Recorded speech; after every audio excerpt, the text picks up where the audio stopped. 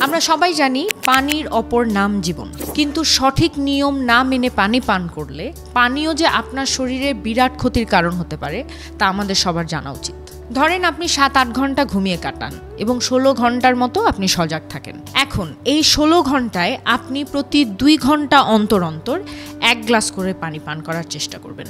ধরুন সকাল 8টা থেকে 10টার মাঝে 1 গ্লাস পানি পান করে ফেললেন, বেশি কিছু ভাবার দরকার নেই। আবার 12টা বাজে পুনরায় 1 গ্লাস পানি পান করে ফেলবেন। এভাবেই দুপুর 2টার দিকে আরও 1 গ্লাস পানি পান করে ফেলবেন।